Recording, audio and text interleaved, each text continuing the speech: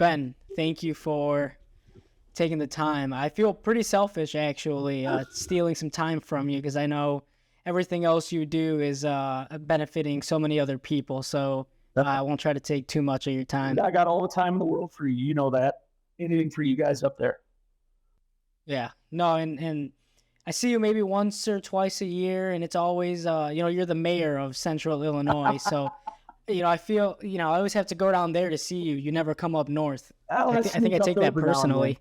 I sneak in every now and then. Yeah, I take it personally. I haven't seen you up here in a while, but I also eat a beer, so yeah, 100% football bet. Yeah, no doubt. A lot of things I want to get into. I think you are. When I first started this idea, we had talked and kind of wanted to get a lot of your, your stories, your perspective on different things. Absolutely. I've done the homework, done the background on Ben Diggle, and I always try to stay away from broad questions. Or I kind of want to go direct, kind of want to go straight there. Sure. But in order to understand what you do, I don't think I could do it justice. So I'm going to ask, who is Ben Diggle and what does he do? Ben Diggle is a middle-aged man, married to a beautiful lady, got very lucky. The first life lesson is marry a woman who loves baseball if you love baseball, because it'll never be a problem. But I wear a lot of hats and have worn a lot of hats in my lifetime. I've been a journalist, writing sports, doing work for the local paper here in Peoria, for PBR, for Baseball America, stuff like that. Bradley, Coach Elvis Dominguez, likes to joke that I'm Kendall Rogers secretly. I don't know why he thinks that, but hey, whatever. I teach U.S. history, both at the AP level and the academic level. And then I also run a recruiting service where I advise kids on recruiting, help them get their stuff out there, help them put their name, their highlights, skills, video, stuff like that out there. So it's been a pretty varied life. I'm pretty happy with it. Never a dull day. When I think of a word that I've thought a lot about the past couple months is, I guess, purpose. And when I look at what you do on a daily basis, right? It's every day, helping young men achieve their dreams, getting them to a position that maybe I think even, I was just reading something on Taylor Canton. Yep. Am I pronouncing that last name correctly? Yep. He didn't know what his future held if it wasn't for you. So is that what kind of drives you? Is that what motivates you?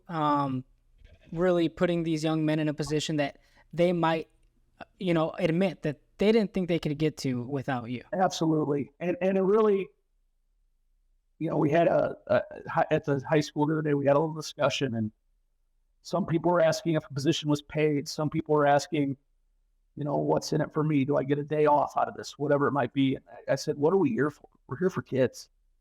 So, I don't do this for the money. Right now, I've got as many unpaid clients as I do paid clients, just because I know there are some kids who just flat out can't afford it but deserve the chance. But yeah, I love to take that kid that works hard, that I know comes from a good family, that deserves that shot, and help them achieve their dream school. That's it's what I'm good at. I couldn't tell you how I stumbled into it. I got very lucky along the way, but it's just it's turned out that that's what the good Lord intended for me to do. So I'm pretty stoked about it when it happens. We're going to backtrack. I want to know, when did baseball start for you? When did this, I guess, journey, this route kind of begin? So it's kind of interesting. In the 8th grade, I got hit. I grew up in a town of 1,200. It was late fall. My buddies and I were at the town park, and we were like, oh man, we can't wait for snowball fights. Winter's going to be epic. Wish we could have a snowball fight right now. Well, there were a bunch of walnut trees in the park. That's what the park was known for. It turns out a walnut in the husk is about the same size as a good baseball or snowball. So we started hucking them at each other. And what do you know, one of my best friends threw one that hit me square in the eye socket. Couldn't have fit any better if you'd measured it. And so it destroyed the macula in my eye. So when I look out of my left eye now, it looks like a reverse donut, like the middle is blocked. If I go like that, like I can't see your face right now. I can see like the poster in your background, but I can't see anything else. So that ended my career. I had no depth perception. I couldn't play a lick. Tried my freshman year and just didn't go very well. I couldn't read the ball off the bat. Couldn't tell how hard it was coming at me, if it was cutting. Couldn't see the pitches. So I was done. And God bless my coach, Tom Wooden and Jack Esterdahl. They said, we want you to be a part of this program. And so they kept me around, and I did a little bit of everything. I did some announcing. I kept the book, just tried to be kind of the general handyman and kind of take the temperature of the team for coach and check in with him. And that's really what started it. And through Coach Wooden and Coach Esterdahl, I ended up meeting a host of their friends who got me into baseball. But what really started it was my first year out of journalism school. I came back home to work for the paper, and the lead prep supporter retired, a legendary guy by the name of Bob Levitt. And so that meant Greg Stewart was going to take his job, and they needed somebody to cover baseball. And this happened at like 2 a.m. the night of the state finals in downtown Peoria. We'd always go to the bar called Hoops afterwards and celebrate the end of basketball season. And I remember my boss, Bill Lease, pulling me aside with a guy by the name of Lonnie Schwindenhammer. And Bill going, hey, you're going to have baseball as a beat. Stick with Lonnie. He'll show you how to do everything right. And stuck with Bill, stuck with Lonnie. Both those gentlemen have passed on since, which breaks my heart. But those guys taught me how to cover baseball from a journalism perspective. And that grew from there. Got hooked up with Bob Slemmer, Brett Kelly. Bob Slemmer is a legendary high school coach, IHSA, BCA Hall of Famer. Bear Kelly's been head coach at Illinois Central College for 20 years. And we just kind of built on it. And then they asked me to be a part of this program called the Central Illinois Outlaws.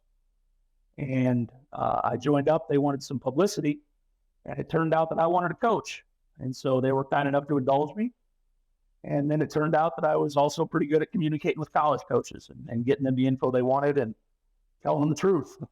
And so that's how we got here. You say you're pretty good at talking to college coaches, and you have a lot of contacts. I mean, you know a lot of people. What is it about you that is able to communicate with these coaches as well as you do?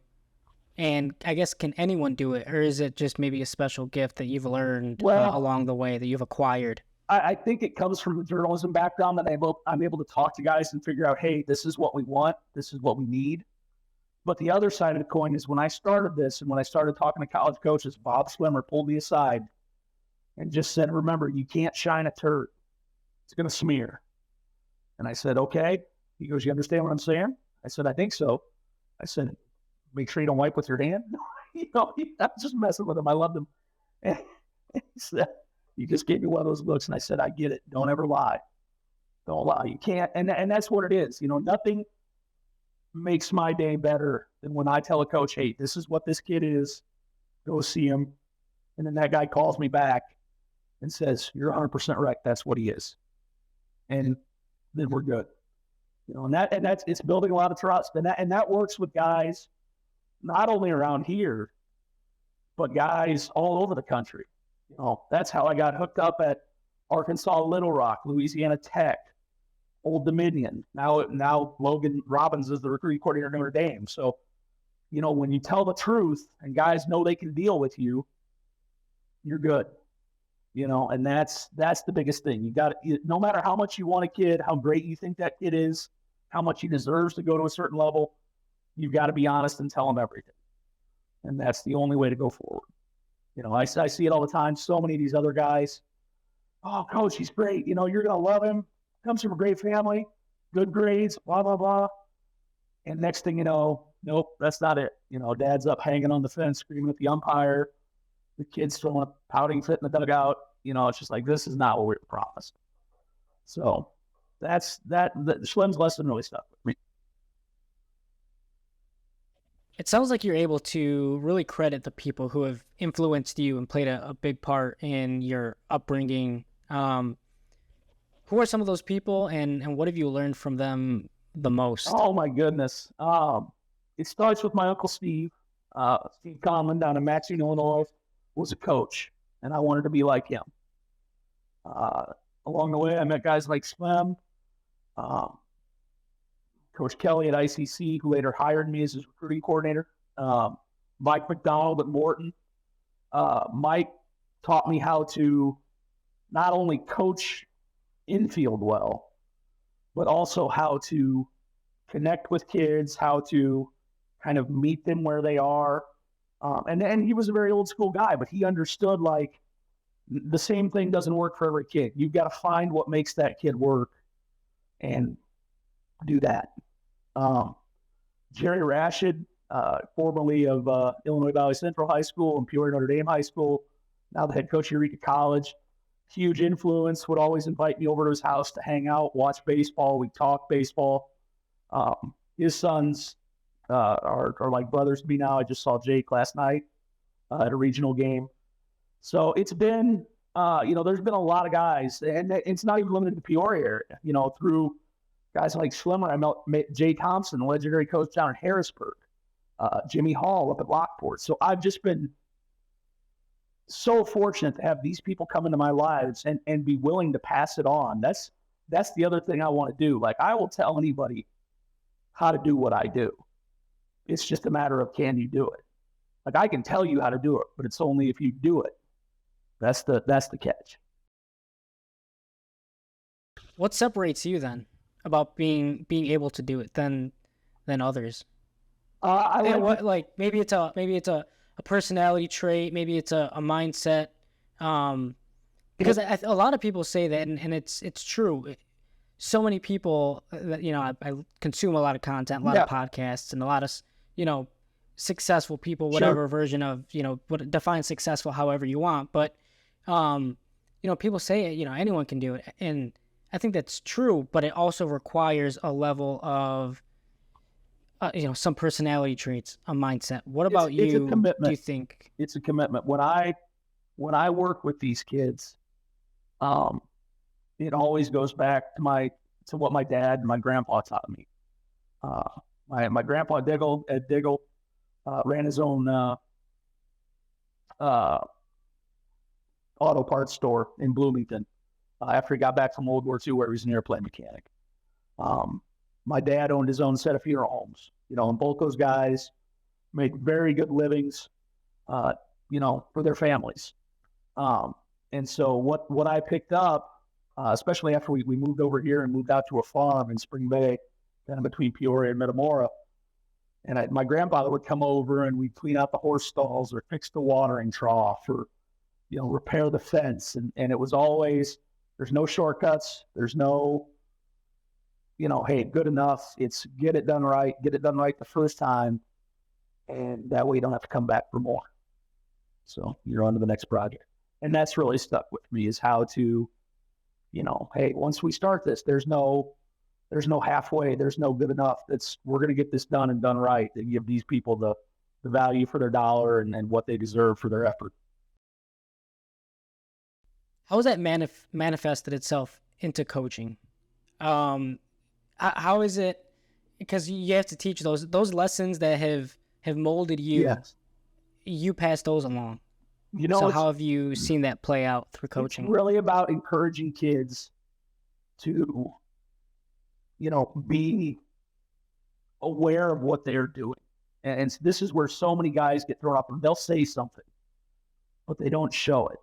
You know what I mean? Like, you've got to be able to show and demonstrate, help them feel what you're talking about physically. Now, mentally, it's a whole other ballgame, because you have to meet those kids where they are.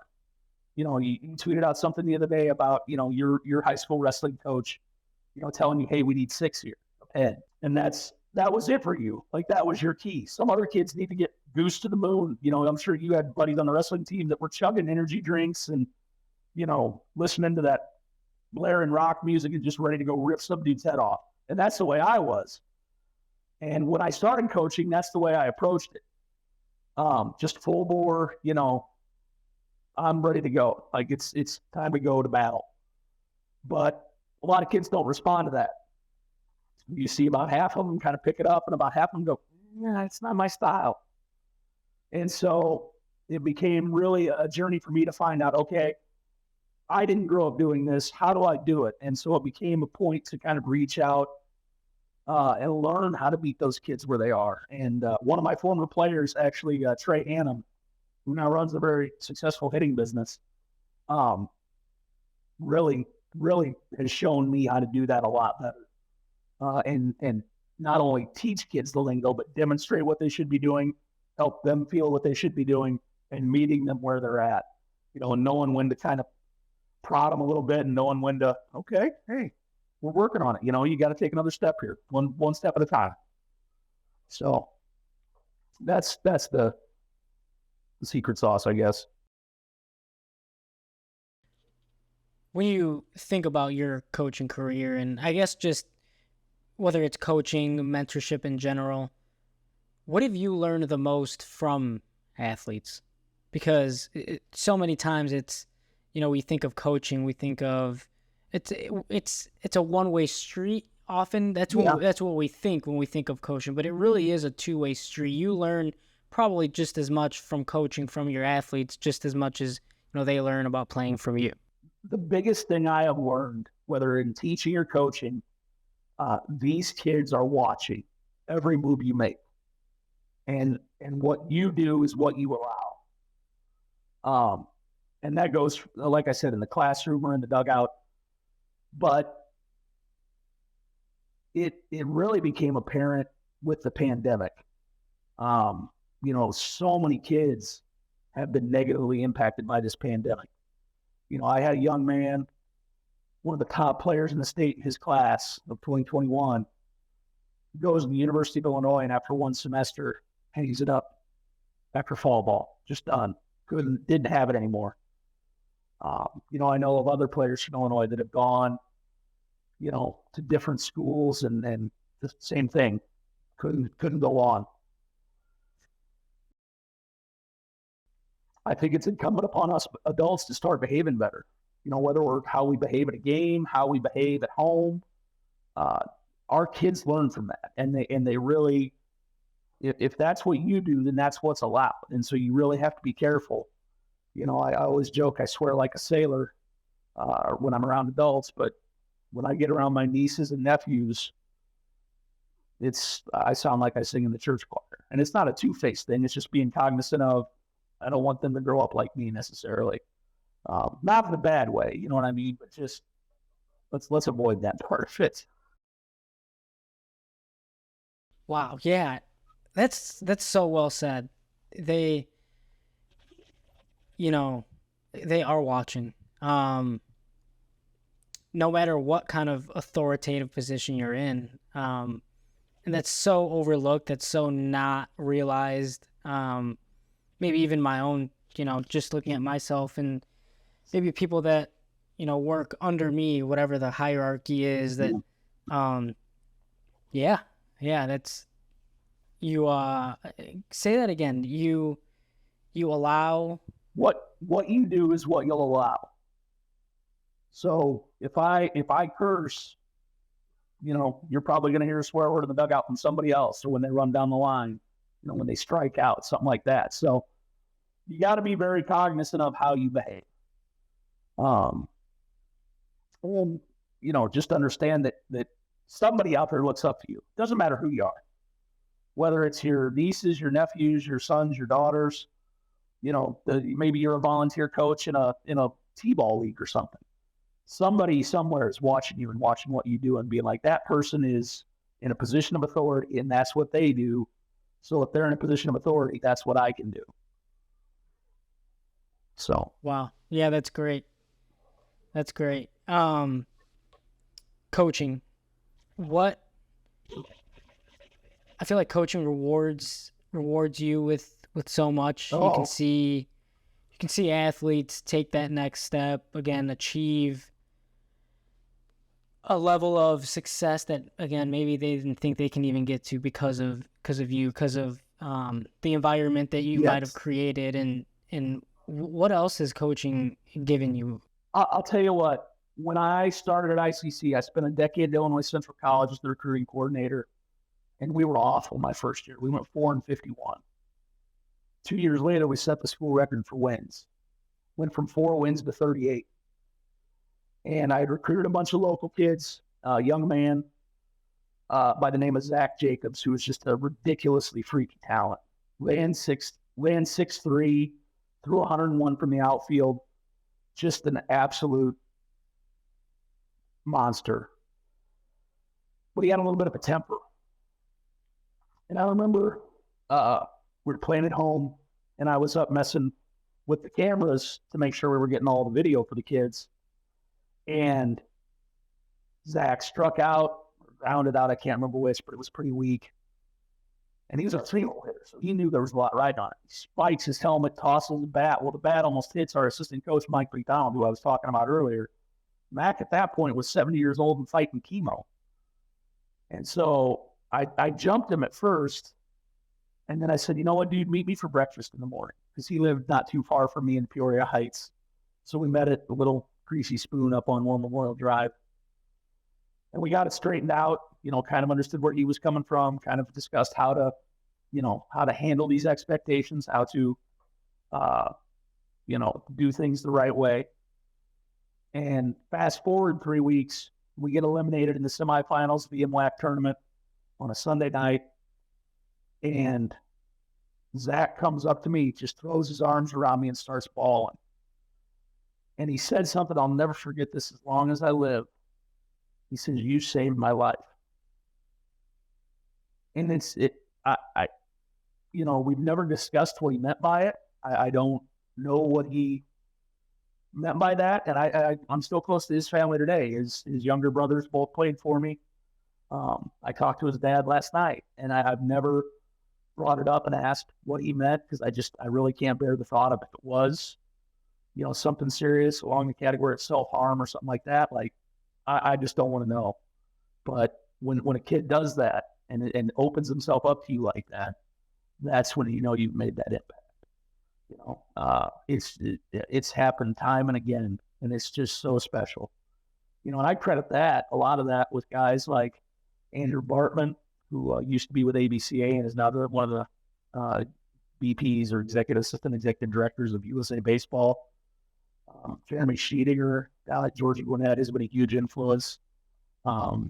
He's taught me so much, again, I talk to Sheets maybe 2-3 times a year, but he's always got something for me. Like, it's never just a, hey, how you doing, blow off conversation. It's always, so I'm taking something away from that conversation. Heck, one year I called him a couple of years ago and had him talk about the concept of mudita, this concept of celebrating your teammates' successes in order to kind of generate some good mojo for yourself.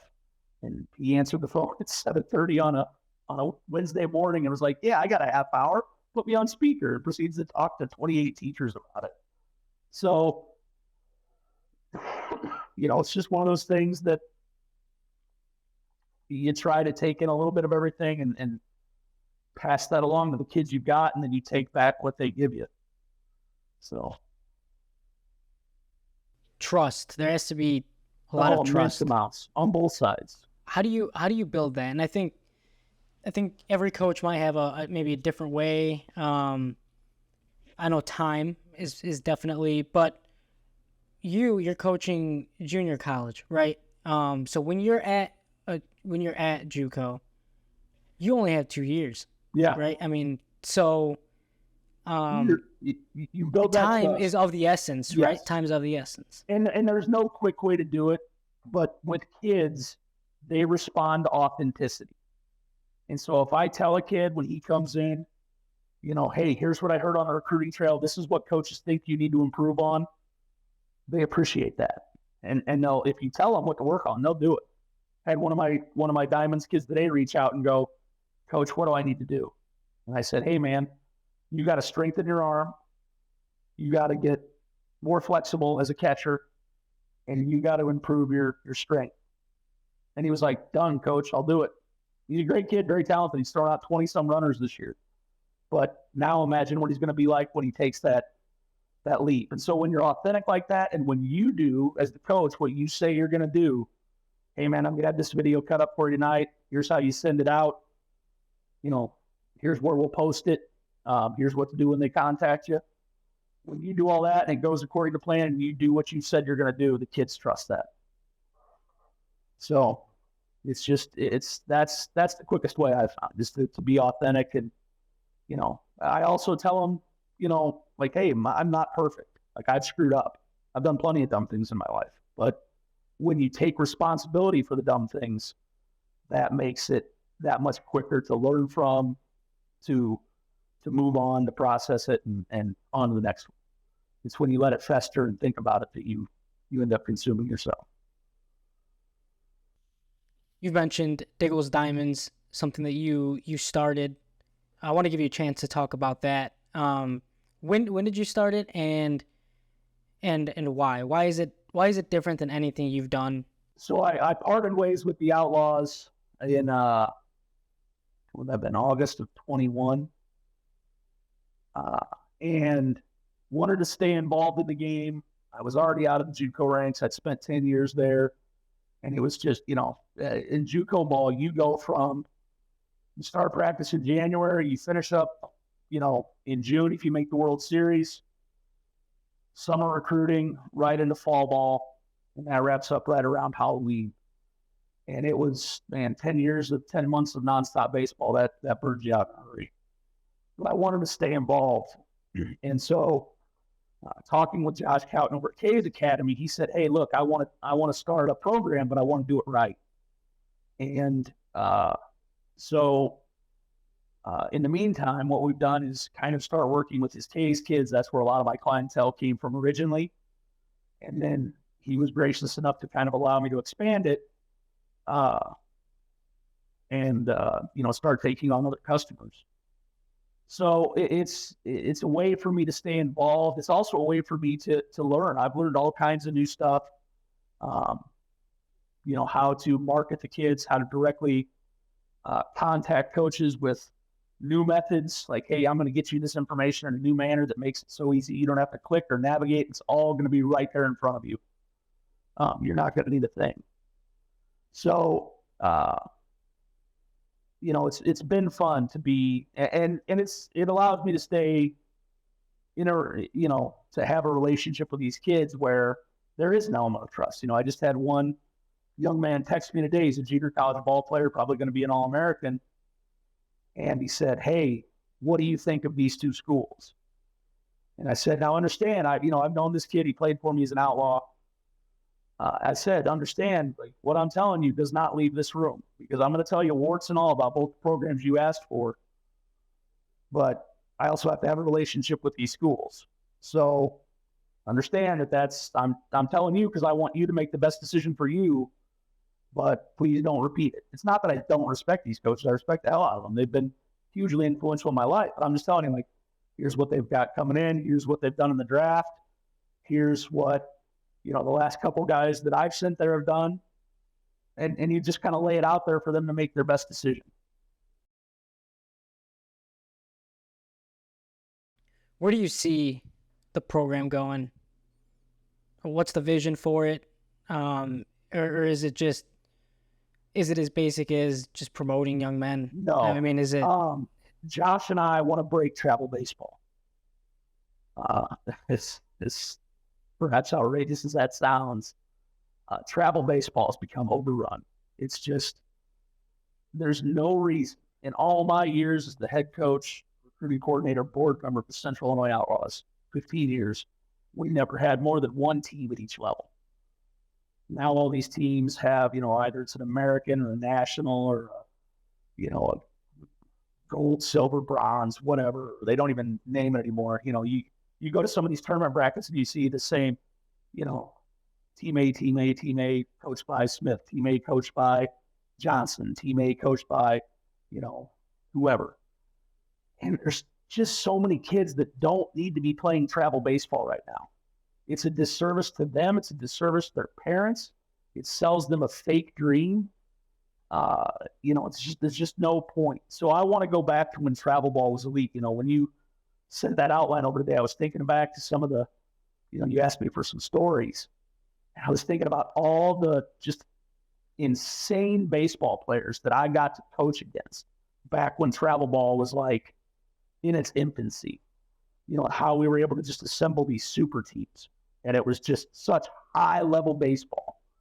And then it became, little Timmy has to play travel ball too. We don't want him to be left out. And next thing you know, dads were forming teams, which is never a good idea.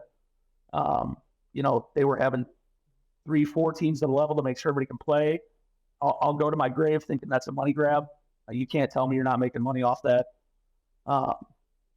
It's just, I want to go back to, here's the elite ball players. We're going to get them the proper exposure. We're going to make sure the coaches have all the information they need to recruit these young men. And that way these other kids can go back and spend their summers, not just playing baseball, but lifting, doing speed work, getting strong. There's got to be a developmental aspect to this. And right now that's what's sorely lacking for all these kids. It doesn't no good to go out and play, 7 or 8 weekends, 40 or 50 games with no development, just to keep being, Jay-Z has a great line. You was what you was when you got here. And so many kids today are just that kid. They don't make any progress from June to August when they could be just taking that time to get bigger, stronger, faster, and develop their skills. So I don't know if I'm going to be able to do it. I've got a plan. I've run it up the flagpole. I've talked to Mr. Duncan a time or two. I've talked to my buddies at USA Baseball, talked to the college coaches I know just to try to get a feel. But I that's my goal, is to break this cycle. In a perfect world, if you're the czar of amateur baseball, maybe just high school baseball, what does it look like? It depends. Are we talking about high school, or like travel ball? Do you have ideas for both? Or you have a direction for both? I think more so for travel baseball. The problems that we have currently at the high school level are problems that have resulted from the very same adults behaving badly that I referenced earlier. Right now, there's maybe 2 umpires under the age of 40 in the Peoria area. That's it. It's all guys that have been around forever, and even they want out. So we're about to have an umpire shortage. We're on the verge of it. Games are getting rescheduled. Some leagues are paying more than others, trying to attract umpires. It's a real mess. We also don't have any long-term coaches anymore because they get sick of dealing with all the BS. I was talking to Steve Paxton over at Normal U High. They came over to play East Peoria a couple weeks ago, and I was hanging out with Steve in the dugout. He's been a coach forever. I said, "Do you realize you're the last of a breed?" I said, all these guys like Bob Swimmer, Mike McDonald, Jerry Rashid, Clay Cantrell, who were around the game for 30, 40 years. That doesn't happen anymore. You get 8, 10 years out of a coach, and then like, I'm out. And so we don't have good umpires. Our coaches aren't as seasoned. Not to say there aren't good coaches. There are, but they just don't have that seasoning of time. And it's really a detriment to the game. I have a hard time watching high school baseball these days. It's pretty hard to watch sometimes. For travel baseball, you brought up. Sorry to interrupt, no, but I have a. So you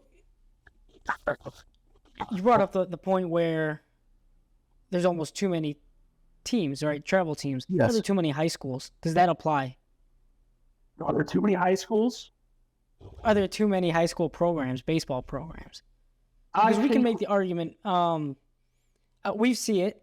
I see it. As a fan, both as a fan and we go out to games, and I think we can. I'm trying to say something without saying it. Are there too many teams out there? Too many programs? I don't think if we make that argument about travel, I guess the question is, could we make that same argument for high school? I don't think so, just because at the end of the day, the high school's job is to serve the community. And if that means giving kids an outlet, even if it's not the best outlet for that, it's still free and it's affordable for everybody. so you have to approach it from that aspect. That might be, maybe there's a family out there that just flat can't afford it. And so that's their exposure to it. So I really don't think there's too many high school teams. I know in other places like Iowa, at one point, there was a big push for consolidations, not based on sports, just based on the community size. I mean, that's how we lost the legendary program in Norway, Iowa, was to consolidation with Jim Van Scoy. So I don't think so from a high school perspective, no. That was a great answer. Have you ever thought about running for office? I have. I've been approached about it. One of my good friends is a longtime campaign manager. He's run Senate campaigns. He's run gubernatorial campaigns, congressional campaigns. And he said, anytime you're ready, just say the word and I will dust off the binder and go to work. And it's tempting. But it's also, there's a lot of crazy out there right now. And I'm not sure I want to be the guy. No doubt. Tornado of crazy. No doubt. So yeah, I mean, just back to travel. What does it look like if Ben is the czar of? If I'm the czar, all things travel, then we're gonna have basically a league, and it can be a little bit bigger league, but we're gonna play every weekend at a college site.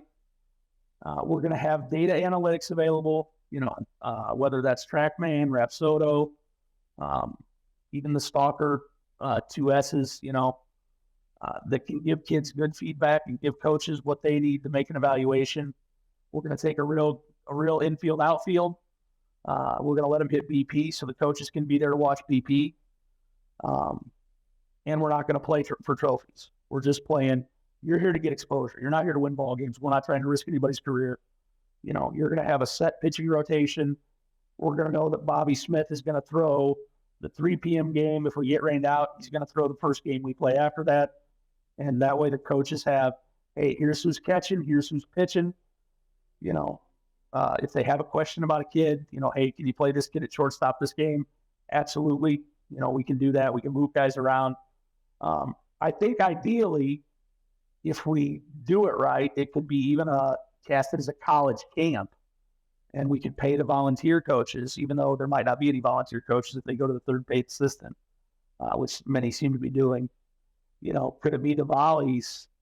Could that be a way to get them a paycheck every week? Hey, you're going to work with team, whatever one of our sponsors is, team DeKalb or whatever. Going out of company else, name in my head. But really just trying to do it right and put kids in a position to be thoroughly evaluated. Because one thing has always stuck with me when I was with the Outlaws. For the first time, we ventured out to Kansas City. I forget who was, I think it was, oh my gosh, what is that company's called? Oh gosh, I'm going to blow it. Play 9 was the company that was putting it on out in Kansas City. This is before you guys had the Creekside facility. And so I sent it to all the junior college coaches out there, introduce, hey, I'm a junior college recruiting coordinator too. This is what we're bringing to town. Don't worry about me. I'm not going to get involved in this unless we see a need there. And so I met up with a bunch of the junior college guys out there before our first game.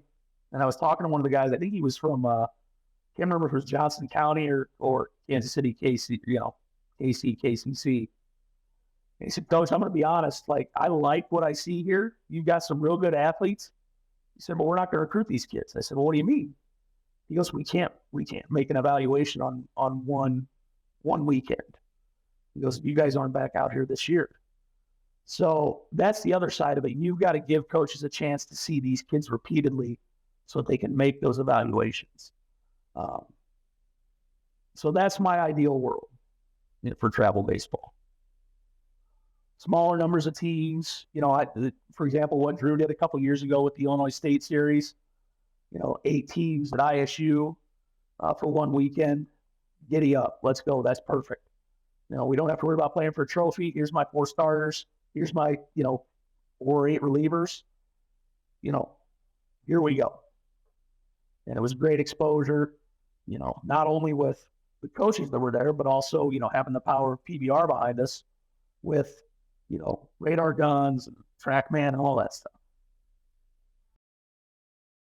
I don't want the journalism background to go unnoticed and forgotten. And you've covered a lot in your career. What can you remember? What stands out to you when you think back of the interviews, the stories you've written, people you've talked to, people you've met, even off the record conversations that obviously you cannot share? But what do you remember? What do you take from your everything that you've seen, covered, talked to? So my dad was a funeral director when I was younger, funeral director for 30 years. And so I've always been a little bit, my wife calls it, I'm zen at death. Like, I don't get emotional. And I think that's probably a passed on from my dad. The two stories have always stuck with me. One, my dad did, and then one I'll tell you about when my Aunt Alice passed away. My great Aunt Alice, she was hospitalized here in Peoria. She was from Bloomington, but they had her over here to treat her condition. And I came home and my mom was crying. I said, "What's wrong?" She said, "Well, Aunt Alice is going to pass." And I said, "Well, how do you know?" She says, "Well, we were leaving the hospital today and your dad asked everybody to leave the room." I said, "Okay, what happened?" She goes, "Well, I asked him on the way home." And he leaned over to Aunt Alice, gave her a kiss, and whispered in her ear, "It's okay to die." Just to let her know, hey, you've run your course, you've done all you can for us. You're okay. Like, it's okay to let go. No, go home, go see Alice, my cousin, who died of leukemia before I was even born. So that's always stuck with me from a death perspective. And so one of the hardest stories they ever had to write was a story about a young man. I'll never forget his name. I'll never forget his face. I'll never forget his parents, the Schmid family from Farmington, Illinois. Doug Schmid was a lineman at Illinois Wesleyan University, and he suffered heat stroke in preseason practice.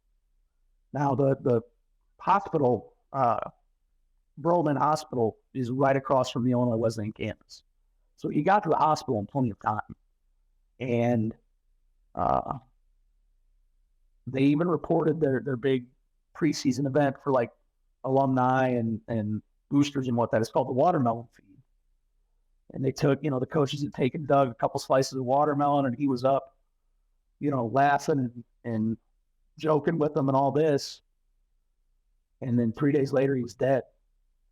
And I literally called the parents, like between them making the decision to pull the plug and him actually passing. And his parents were gracious enough to give me that time in the most trying moment of their lives to, kind of tell their son's story.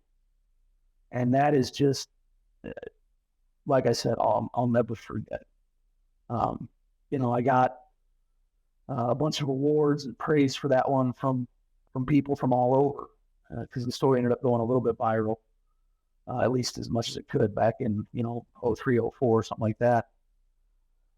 No TikTok back then. Yeah, no YouTube, nothing. And so it was one of those things, like I didn't want the kudos. I just wanted people to know that young man was done justice. So that's some of the heavier stuff that stayed with me. That's never easy to write about death. And I've written about friends of mine that have died. Kevin Brown, the great coach at Washington Community High School over here, legendary baseball and basketball coach. And on the day he died, I wrote this thing up. I wasn't even at the newspaper anymore, and I sent it over to the sports editor, Wes Hewitt, who had started with me at the paper. We started together, and then I broke off to go teach. And I said, "Hey, I don't know if you need this, but I had to write it." And they ran it. They ran not all of it, but they used it as part of a tribute to Kevin. And it just, like, I want to make sure that people know who these people were and the impact they had. So that was a big part of it for me. The other side of it was just pure marveling at some of the stuff I get to see. I saw kids run for 500 yards in high school football games, literally 500 yards. Just, I mean, insane amounts of running. Don't you ever get tired of something? No, just keep giving me the ball. Got to do some crazy stuff with Baseball America. They sent me to interview Cubs prospect Hak-Ju Lee, who was Korean, South Korean, and spoke no English, and they didn't provide a translator.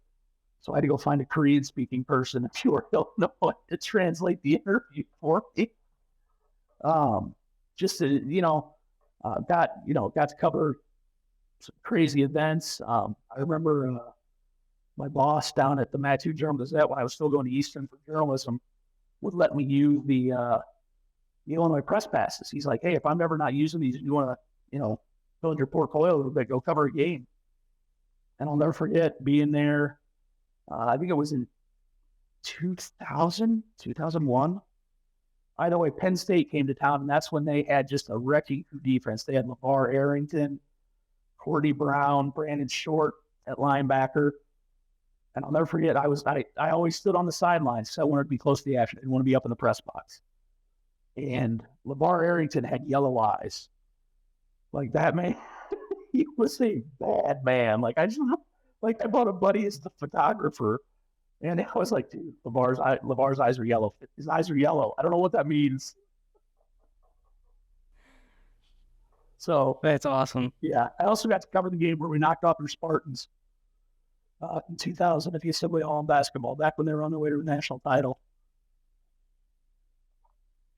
So yeah, it's been pretty fun. Had Bobby Knight call me a rookie. A bleeping rookie at that, because I left my computer bag in the aisle as he was storming out of a press conference. That was fun.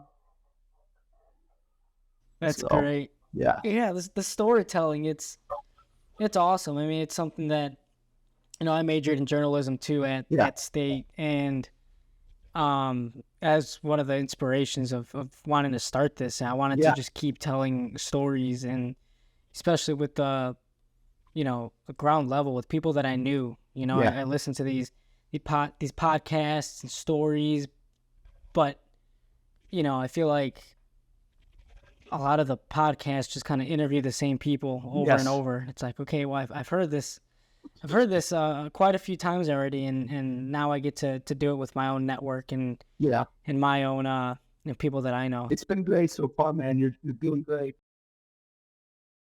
I got a couple more for you. Let me. One that I typically end with, but I'm gonna switch it up and throw another one at the end. But sure. What makes your story and everything you've accomplished so unique, but also achievable, relatable? Because when I look at Ben Diggle, it's something that, if someone was leading the life that you lived, right, helping others, mentoring, promoting others, and storytelling too. Like, not only were you telling and continue to tell stories, you're helping write them as well. That's admirable. So what makes your story unique, but so much so that anyone can do it? I think what makes my story unique is I never played baseball at anything resembling a high level. By the time I got to high school with the eye injury, I was done. But I was fascinated with coaches. I'd been fascinated with coaches since my uncle. My uncle always talked to, he was a basketball coach. And so we'd always watch, the big college games over holidays and stuff. And he'd point out, hey, look at how Roy Williams did that. Or, hey, look at how Dean Smith did that. Or, look at what Lou Henson did there, or Izzo, or, anybody. And it just became this thing where I wanted to watch and learn. And the guy that I started to learn from after my Uncle Steve was a guy by the name of Charlie Strasburger. He came to coach at that time I was living over in the Prairie Central School District. And he showed up there after taking Payne into a third place finish in 1988. He brought his son, Gary, stepson, Gary Tidwell. And I was just fascinated by Charlie. He was Kentucky, and you couldn't hardly understand a word he said. He had this, ironically, my voice sounds a lot like his right now, but his was a lot deeper, just raspy and southern. And we'd go to his camps, we'd sit right across from him at the games and just try to dissect everything he did. And that was what kind of did it for me. So even though I didn't play at a very high level, I feel like by paying attention to these coaches who achieve things at a very high level, Charlie came in and led us to a runner-up finish and a third-place finish at the state finals in 2 consecutive years. And I saw him take like my friends' cousins and older brothers and turn them into this cohesive unit. In fact, ironically, one of those kids, one of my Diamonds kids, is related to the point guard on that second team, Mark Elliott. They call him Spider. And I actually signed his nephew up this year to be a Diamond, Braden Elliott, who's having a killer year over at Gibson City. He's driven in like 44 runs and just having a year. But I've taken all that stuff I learned and just tried to apply it to my situation. It's sometimes a little different. Maybe it's not coaching. Sometimes maybe it is. But no matter what, I guarantee I've learned something along the way that can help me deal with something. So that's kind of what makes me unique, is that even though I didn't necessarily play the sport at a high level, I have taken in more knowledge, and that's not a brag. That's just me being fortunate enough to receive, like, be on the receiving end of all this knowledge from all these wonderful coaches. So most people never get that chance. You hold these guys up. You don't ever get to sit down with them. Even when I was covering Illinois sports, to hear, Lon Kruger talk, or Izzo, or, John Beeline at Michigan, stuff like that. Even when I was sitting there in press conferences, I was analyzing, how did, here's what I saw. How did they phrase it? How did they analyze it? Like, was it that big of a turning point as I thought it was? Or was that, no, we made that switch on purpose trying to, change the flow of the game or whatever it was, and we didn't like what we did, so we went away from it. So even just doing that, you're learning something. Earlier, I asked you what motivates you. I think it's easy to say it's watching others succeed, which is a great answer in itself. But what really motivates you? And I guess to give you an idea of the level that I want to go is, with anything I do, whether it's work, personal, whatever, if my name is attached to it, I want it to be a great product. Yes. It would be a disservice. It would be disrespectful to myself if my name was on it, that I didn't make it the best it could be. Again, whether that's work related, personal, whatever. Yeah. I think that's what motivates me. If I can't put something out there that I don't think that isn't to my level of expectations. So maybe it's just competing against myself. What really motivates you? Oh my goodness. I'm so glad you said competing. So 2 years ago, I got certified to teach AP US history. Had to go through a week-long thing. I don't have my master's in history, so they wanted something that could still get the kids college credit. And all through my first year teaching, I couldn't figure out what I was feeling. I never felt that in a classroom before. And they take the test in early May. The scores come back on July 5th, which also just happens to be my anniversary. So it's a great reminder when the kids start emailing me about their AP scores. I know to run out and buy flowers and chocolate and make sure that life's taken care of. But the first year I taught it, we had 10 of the 18 kids pass, which was above the worldwide average, above the national average. And I realized that morning, with how the rush I got from that, it was competition. I was competing against that darn test. It's supposed to be the hardest class in the AP selection, and by God, we whipped it. And that's, I competed everything. When I took over at ICC, it was because the previous recruiting coordinator tried to get Bear Kelly fired, made up some lies about him abusing players and not feeding them on the road, some really nasty stuff. And of course, it was untrue. Bear's a first-class individual. But I went into that every day. Like, I'm going to show this guy what he could have had here had he not screwed this opportunity up. And I'm going to make it happen, And so when we started setting wins records, and moving kids on to schools like Iowa and Illinois State, and, stuff like that, that's when I was like, yeah, I beat you. You could have done this, but you didn't because you're a jerk. So that competition it's not an arrogant competition. Like, I'm not trying to make everything a competition.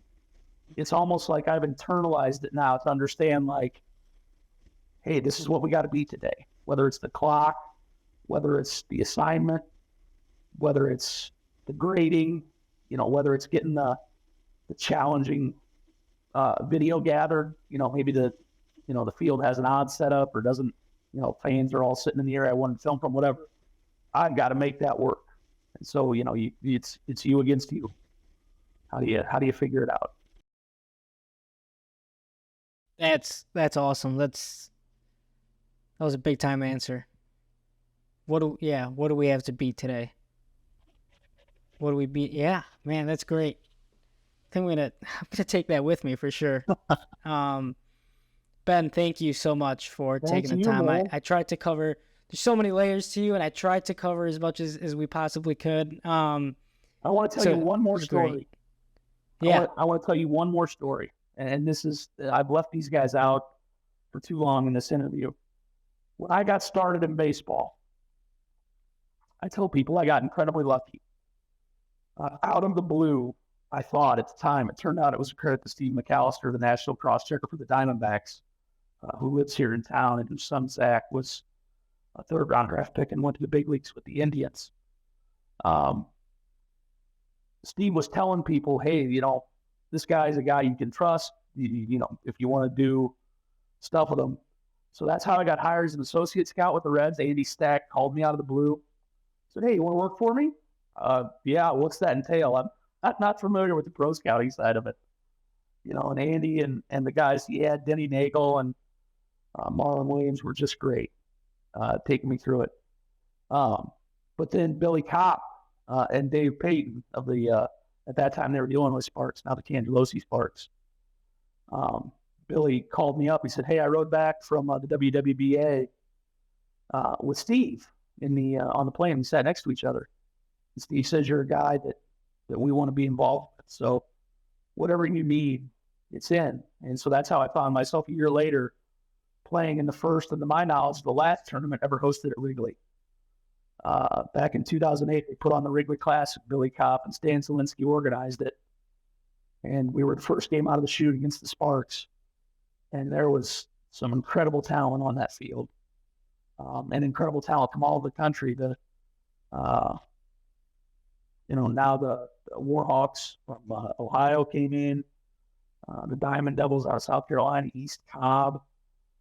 It was insane, and it was just so we go out there for the first game, and we took a real infield outfield.